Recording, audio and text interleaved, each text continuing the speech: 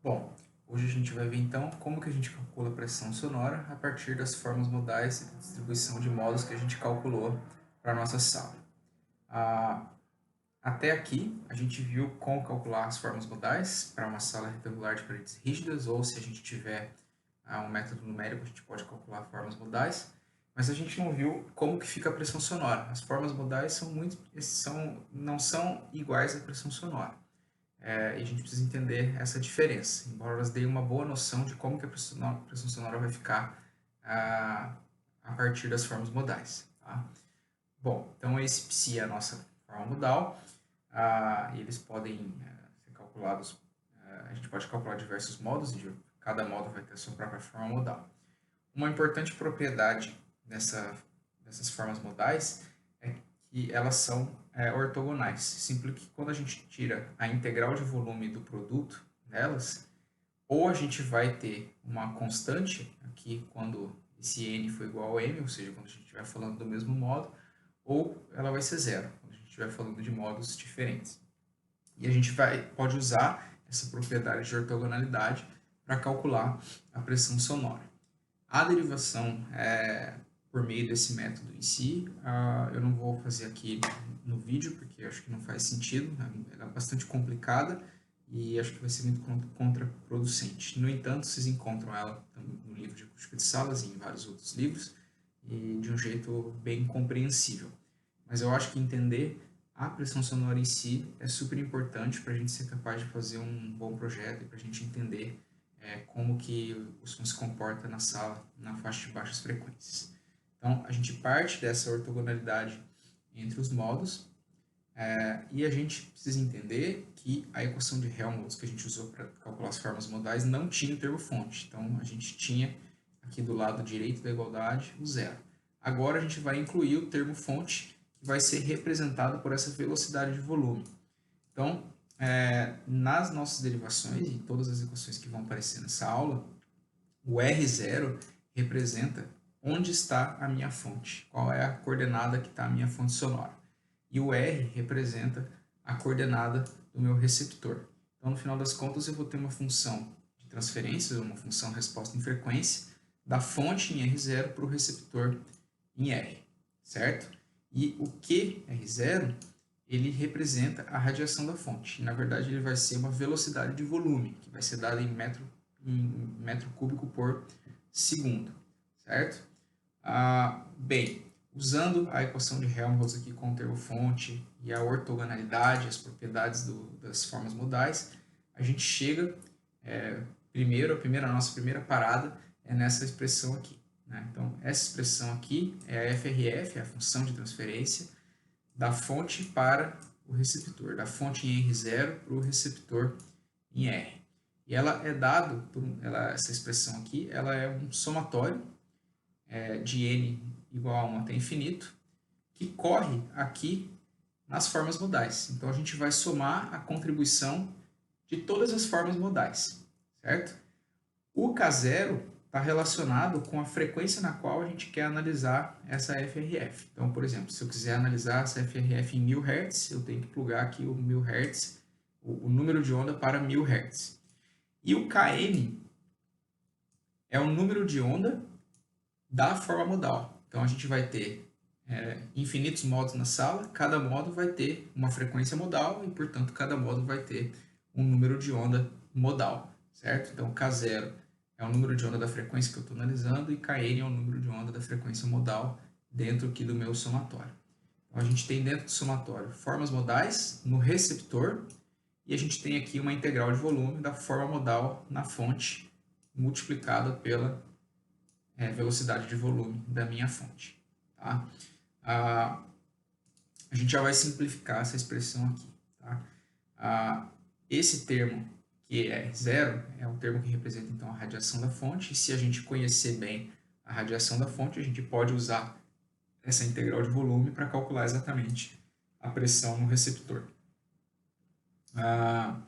Note também, que é importante notar isso, que a pressão sonora, né, a FRF aqui da fonte para o receptor, ela depende das formas modais no receptor e da forma modal associada à fonte sonora, certo? O que a gente vai fazer agora vai ser assumir que a nossa fonte sonora ela é omnidirecional, o que vai simplificar muito essa integração aqui para nós, certo? Então, se a gente fizer, tomar essa pressuposição de que a fonte sonora ela é omnidirecional, a gente vai ter uma fonte que é essencialmente um monopolo, que ocupa uma posição específica do espaço, que irradia uniformemente no espaço, e aquela integral se torna uma coisa muito simples, né, de resolver analiticamente, e no final das contas a gente termina com um somatório, né, com essa expressão aqui, né, que tem a velocidade de volume da minha fonte, que pode depender da frequência, dividido pelo volume da sala, e a gente tem aqui no resto da expressão o somatório do produto da forma modal associada ao receptor com a forma modal associada à fonte, dividido pelo número de onda que eu estou analisando ao quadrado menos o número de onda modal. E esse somatório corre de 1 até infinito porque eu tenho, a priori, infinitos modos na minha sala, certo? Então a gente tem que a pressão sonora ela depende do produto entre a forma modal avaliada no receptor, esse cara aqui, pela forma modal avaliada na fonte sonora, certo? Então a gente tem um produto das duas coisas. Obviamente que quando esse produto for um número grande, a minha pressão sonora vai tender a dar um número grande. E quando esse produto for um número pequeno, a minha pressão sonora vai tender a dar um número pequeno. Um outro termo que tem nessa expressão aqui é esse denominador aqui, o K0 ao quadrado menos o Kn ao quadrado. O que isso está dizendo para mim? Essa expressão aqui, né, esse denominador, ele está dizendo o seguinte: quando eu estiver analisando uma frequência, por exemplo, lá, 1000 Hz, que for perto de uma frequência modal, eu vou ter que essa diferença aqui ela é muito pequena, certo? Então, a minha pressão sonora vai subir. Isso implica que, quando eu estou perto de analisando o campo sonoro perto de uma ressonância, a pressão sonora vai subir, porque esse denominador aqui vai ficar muito pequeno, certo? Na prática, tem dois aspectos práticos agora para discutir sobre essa expressão. O primeiro deles é que, a rigor, o somatório corre de 1 até infinito. Então, eu teria que somar infinitos modos, que computacionalmente não dá para fazer. Eu não vou conseguir calcular infinitos modos, nem ficar somando até o infinito, né? O que a gente faz, então, normalmente, é que se a gente deseja calcular a pressão sonora até uma frequência máxima, digamos, até 500 Hz, eu uso um número de modos, a rigor, 2 vezes maior do que esse. Então, eu vou calcular minha lista de modos, a minha tabelinha de modos lá, até 1000 Hz. Se eu quiser calcular minha pressão sonora até 500. Isso dá uma certa faixa de segurança para a gente calcular a FRF com alguma precisão. Um outro aspecto importante é que essa expressão aqui ela não tem qualquer amortecimento ligado a ela, porque quando o K0 for igual ao Kn, esse denominador aqui vai dar zero e a pressão sonora vai explodir, ela vai ter um valor infinito, certo? O que não acontece na prática, a gente nunca mede pressão sonora infinita na sala, certo? Então a gente precisa incluir um termo de amortecimento que vai ser incluído por meio do tempo de reverberação da sala, um tempo de reverberação que a gente estima que a sala tem. Esse tempo de reverberação está associado ao amortecimento dos modos acústicos, certo? E quando a gente faz isso, a gente na verdade está fazendo com que o número de onda modal ele inclua uma pequena parte imaginária que vai ser responsável pelo amortecimento da pressão sonora.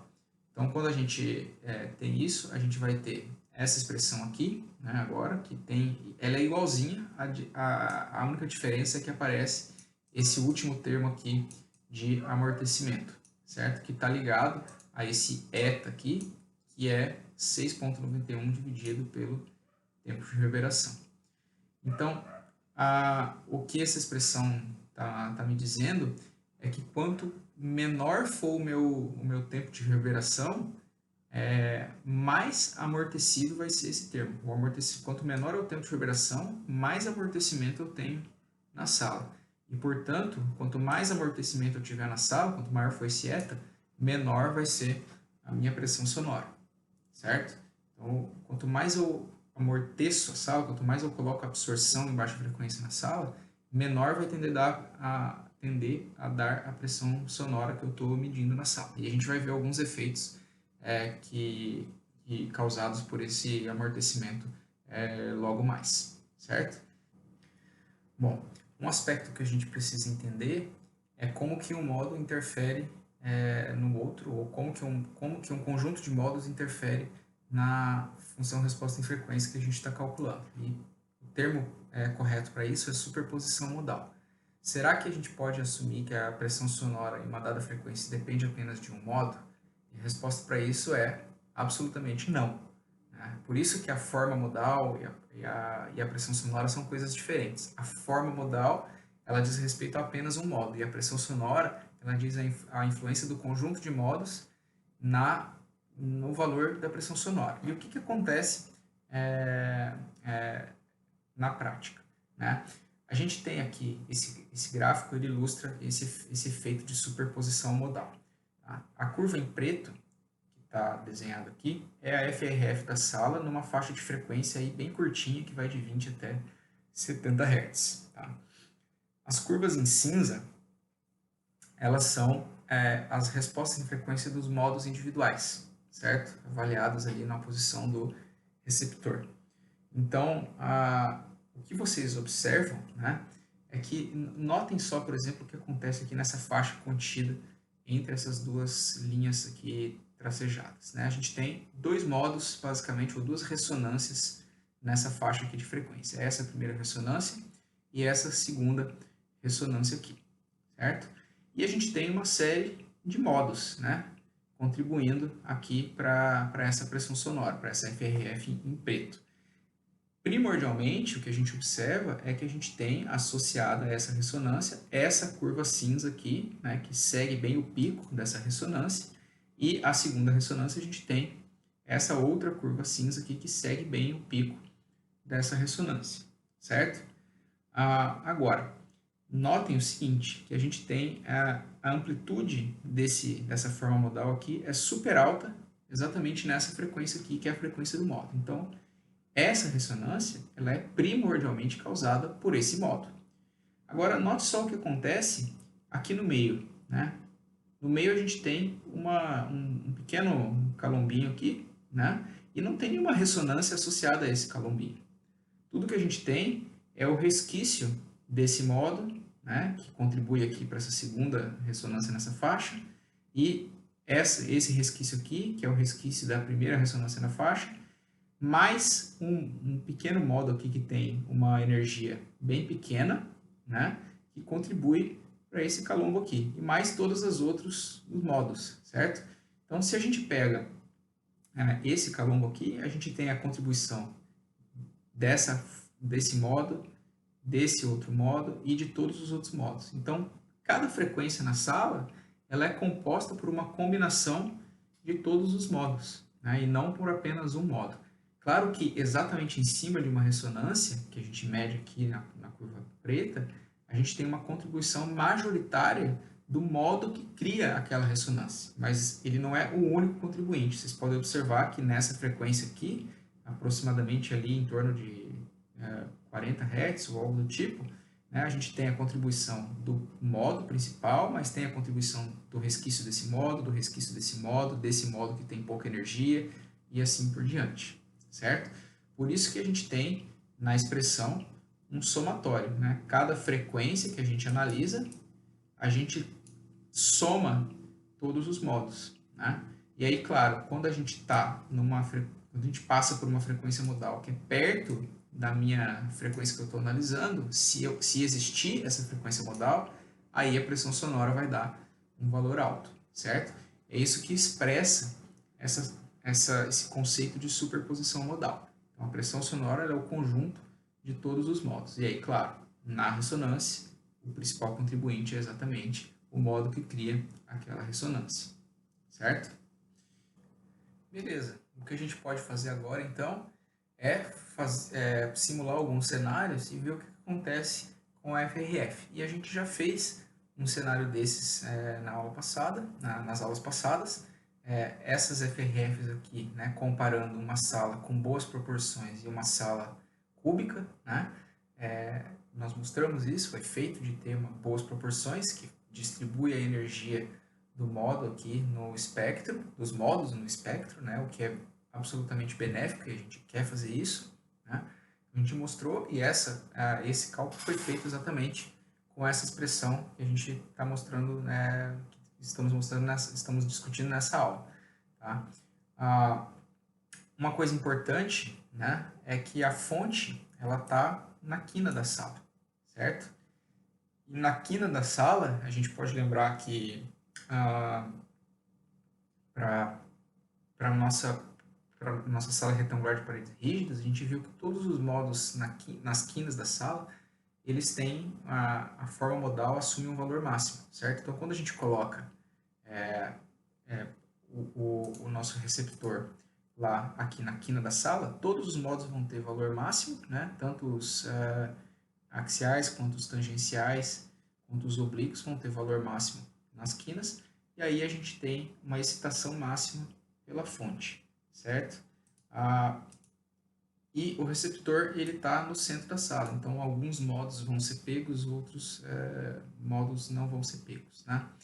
Bom, desculpa, o receptor não está no centro, está um pouco fora do centro da sala, para exatamente não ocorrer do receptor cair num zero ali de vários modos. Tá? Então a gente observa nessa expressão, né, que numa sala cúbica as ressonâncias são muito espaçadas, exatamente pela questão de concentrar vários modos numa determinada frequência, né? E aí a gente concentra a energia e, por consequência, a nossa pressão sonora vai ficar bastante errática, o que não acontece na sala com boas proporções, porque a gente distribui os modos no espectro de maneira mais uniforme. Então, a coisa mais errada para se fazer num projeto acústico de uma sala é ter salas com proporções inteiras, né? Por exemplo, você tem uma sala cúbica, que é 5, 5, 5, ou tem uma sala que é 5, 10, 15, que são proporções inteiras. Isso vai fazer com que os modos se concentrem e crie uma FRF em que a gente tem muita distância entre as ressonâncias e algumas ressonâncias com amplitude muito elevada, certo? O efeito do amortecimento, né? A gente discutiu aqui que o amortecimento entra aqui nesse denominador, e quanto maior é o amortecimento, ou quanto menor for o tempo de reverberação, mais amortecido vai ser a sala e, portanto, mais amortecido vai ser a nossa FRF. Tá?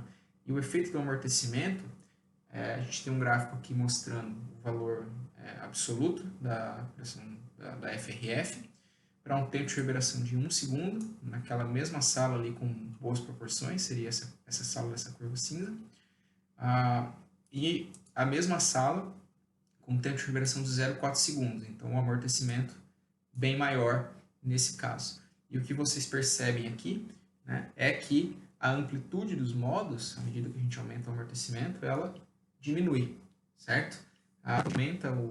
Diminui o tempo de reverberação, ou aumenta a quantidade de absorção em baixa frequência na sala. O que a gente está fazendo com as ressonâncias é espremer essas ressonâncias. E no processo de espremer ressonância, acontece uma coisa que não dá para ver muito bem nesse gráfico aqui, que é o seguinte: esse gráfico aqui é o mesmo resultado do gráfico anterior, só que plotado relativo ao valor máximo. Então é mais fácil de ver esse efeito. O que acontece quando a gente espreme o modo, né, no caso anterior, é que a gente espalha ele para o lado também. Então, quando a gente aumenta o amortecimento, a gente aumenta a banda do modo, certo? Então, por isso que a curva cinza aqui, com o tempo de reverberação menor, cada ressonância ela vai ter uma banda um pouco maior, certo? Por causa do aumento do amortecimento. Na prática, o que está acontecendo, né, é que as ressonâncias elas vão ficar mais alargadas, as ressonâncias individuais, e a tendência é que, à medida que a frequência aumenta, a gente começa a juntar uma ressonância na outra. Tá? Notem, por exemplo, o que acontece aqui, ó, nessa faixa de frequência, certo?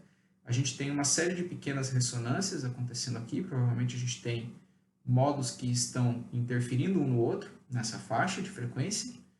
No entanto, é possível distinguir os picos aqui, certo? Só que quando a gente chega, né, com mais absorção, com mais amortecimento na sala, essas pequenas ressonâncias, como elas são oriundas de vários modos, os modos começam o amortecimento da sala começa a emendar uma ressonância na outra. E no final das contas, você não consegue distinguir mais se você tem, nesse caso aqui, 2 modos ou apenas um modo, né? Uma ressonância. É difícil de enxergar isso na FRF. E isso aqui é um ponto interessante para a gente entender, de uma vez por todas, que forma modal ou modo não é a mesma coisa que ressonância. É diferente, porque aqui a gente tem uma ressonância só que é oriunda provavelmente aí de uma contribuição majoritária de 2 modos. E ela está unida por causa do efeito da maior ressonância, né? Esse efeito aqui dá para ver nessa outra curva também, né? Que junta esses 2 modos aqui, né? Então essa ressonância, essas 2 ressonâncias acabam se juntando em uma só, por causa do efeito do amortecimento. Uma outra questão que é importante na avaliação da pressão sonora são as posições de fonte e receptor. Então aqui a gente tem a influência da posição do receptor na pressão sonora medida na sala. Seria onde você coloca o seu microfone, por exemplo, para medir a FRF. Imagina que a gente tem aquela mesma sala de boas proporções, a gente colocou a fonte na quina para excitar todos os modos, e a gente vai colocar o receptor no centro da sala ou fora do centro da sala, mover ele um pouco de posição. Então imagina o que acontece aqui, ó, se a gente estivesse avaliando um modo fácil de avaliar, que é esse primeiro modo aqui, né? A gente coloca a fonte aqui na quina, onde a forma modal excitada aqui é alta, né? Vai ter um valor alto, aquela psi R0 vai ter um valor alto, e a gente coloca o receptor aqui. O PCR dele vai ser muito pequeno, vai ser próximo de zero, porque nessa posição aqui no centro da sala, infelizmente o receptor não vai ser excitado por aquele modo. Então, o que acontece? O PCR é pequeno, muito pequenininho, o PCR0 é grande. E como a gente está falando de que a pressão sonora tem a ver com o produto entre os dois, o produto de uma coisa muito pequena para uma coisa muito grande é uma coisa muito pequena, certo? Então, é o que acontece aqui. Se a gente coloca o receptor no centro, esse primeiro modo aqui, né, é exatamente essa forma modal aqui. Então, a gente colocou o receptor no centro e esse primeiro modo aqui, né, esse cara aqui que está no centro da sala, ele não vai ser pego, certo? Ele vai ter um PCR dele vai ser muito pequeno e aí ele nem aparece na FRF. Então, note como a FRF é diferente da forma modal. Quando a gente mede no centro da sala, você poderia dizer, a primeira ressonância da sala está ali depois de 50 Hz, mas isso não é verdade em nenhum momento, porque na verdade você mediu numa posição em que o receptor ele não sofre excitação daquele modo. Então, no centro da sala, uma posição onde a forma modal é muito pequena. Agora, se a gente pega esse receptor, né, move ele aqui do centro, onde a forma modal é pequena, para uma posição um pouco fora do centro, em que a forma modal já vai ter um valor um pouco maior, por exemplo, nessa posição aqui, a FRF que eu meço começa a aparecer aquela ressonância. Ela não aparece talvez com uma amplitude tão alta, mas ela vai aparecer com uma amplitude significativa. E aí aparecem outras ressonâncias aqui relativas a o fato de o receptor não estar exatamente no centro da sala, que é uma posição um pouco ruim para uma sala retangular, né, de paredes rígidas, certo? Então, dependendo de onde você mede mais ressonância ou menos ressonância. Os modos sempre estão lá, mas eles não são exatamente iguais à nossa FRF, certo? A nossa pressão sonora. Beleza. E a fonte? Se a gente mudar a posição da fonte, ocorre o mesmo efeito, porque se eu pegar a minha fonte, né, colocar o meu receptor em qualquer posição aqui, por exemplo, fora do centro, e colocar minha fonte no centro da sala, a minha fonte não vai ser capaz de excitar esse primeiro modo, né? E aí, quando eu não excito o primeiro modo, eu acabo não tendo uma contribuição para a FRF. O que está expresso aqui nessa expressão é a fonte aqui na quina ou a fonte a 1 metro por 1 metro, aqui nessa posição, certo? Então, o que vocês observam? O que dá para a gente observar? Nesse primeiro modo aqui, como a frequência é relativamente baixa, a gente mexer a fonte 1 metro para lá, 1 metro para cá, não faz tanta diferença, porque o comprimento de onda é tão grande que 1 metro não faz muita diferença nesse caso, certo? E aí a gente acaba tendo aqui que o primeiro modo ele é representado. Só que a partir do momento em que a frequência começa a aumentar, né, por exemplo, se a gente tivesse 1 metro por 1 metro aqui nessa posição, esse modo aqui não seria excitado. Ao contrário que botar a fonte aqui na quina faria com que o modo fosse excitado.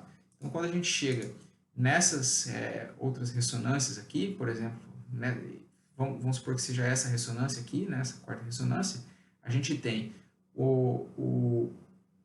a excitação feita com a fonte na quina, ela vai dar uma FRF maior, e a excitação feita com a fonte a 1 metro e 1 metro ali não vai dar uma excitação tão grande, e aí a nossa FRF tende a ser menor, porque eu estou afastado da quina. E vocês podem fazer uma experiência muito interessante na casa de vocês, que é o seguinte, né? Pega um alto-falante que você tenha, se você tiver um alto-falante desses portáteis, melhor ainda, né? Não precisa ser nenhum alto-falante muito sofisticado. Com o celular, provavelmente não vai dar nenhum efeito, porque o celular não é capaz de excitar a sala, excitar em baixa frequência, não tem quase nada de energia em baixa frequência, mas se você tiver um alto-falantezinho, já vai dar um efeito bem significativo. Toca uma música que tenha bastante conteúdo de baixa frequência, né? Another One Bites the Dust, do Queen, por exemplo, é uma boa pedida. E aí você pega essa fonte sonora, coloca ela no meio da sala e ouve, fecha a porta do quarto quando você estiver e ouve o som ali dentro. Depois você pega e coloca exatamente na quina, no encontro entre ali o teto e as duas paredes. E aí vocês depois me contam a diferença ali nos comentários do vídeo, certo? Se vocês conseguirem escutar alguma diferença aí significativa, beleza? Esse efeito aqui, né, é um efeito de uma configuração de fontes aqui. Quando a gente tem duas fontes, a gente pode somar a contribuição das duas fontes, fazer a interferência entre elas, certo? Se a configuração das duas fontes for assimétrica, né, ou se a gente tiver uma assimetria em relação aos nossos ouvidos, a gente pode ter até efeitos de cancelamento, né? Então a gente tem aqui uma excitação, a gente tem as frequências, as FRFs individuais de cada uma das fontes, em preto e em tracejado, e em cinza a combinação das duas fontes. E aí, quando a gente tem a combinação, pode ser que por causa da assimetria a gente tem uma interferência totalmente destrutiva e a gente acaba não escutando muito bem essa frequência aqui. Por isso que em configurações estereofônicas, a gente precisa ter uma simetria, né? Parte do problema da estereofonia em baixa frequência, a gente não vai ter muita representação espacial do som pelos dois alto-falantes, mas a gente precisa manter essa simetria, porque senão a gente corre o risco de ter uma interferência destrutiva. Quando a gente tem a simetria, a gente tem que em baixa frequência as duas fontes vão contribuir mais ou menos com a mesma pressão sonora para os nossos ouvidos, e a gente vai ter uma interferência sempre construtiva e, portanto, um ganho aí na pressão sonora que a gente vai escutar.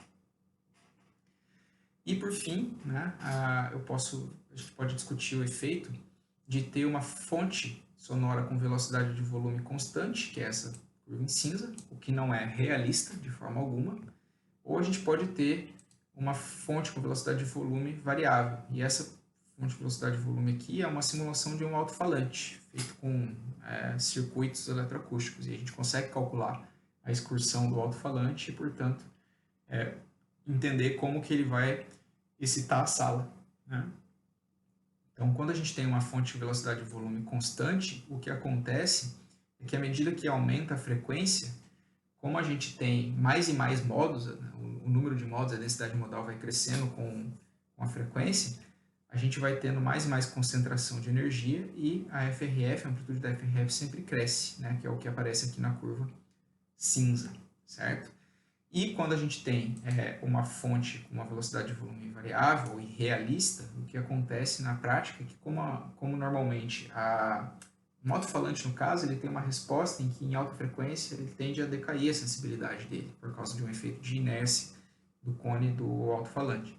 E por causa disso, né, a FRF ela tem um máximo aqui, que vai ter a ver até com a ressonância do alto-falante, e depois ela tende a se manter mais ou menos constante, lá em alta frequência ela vai ter uma energia que vai decair, né? Em parte, a energia se mantém mais ou menos constante por causa do aumento da densidade modal, e em parte ela tende a decair por causa da inércia do alto-falante. Então, é uma briga entre a densidade modal e a inércia do alto-falante. Beleza? Esses são alguns efeitos que acontecem nas salas por causa do problema de baixa frequência, e programando a expressão da pressão sonora é possível fazer todo tipo de simulação dentro da sala, né, de uma sala retangular, com mais ou menos amortecimento, mudando a posição da fonte, colocando mais fonte, etc. Beleza? Um abraço e até a próxima.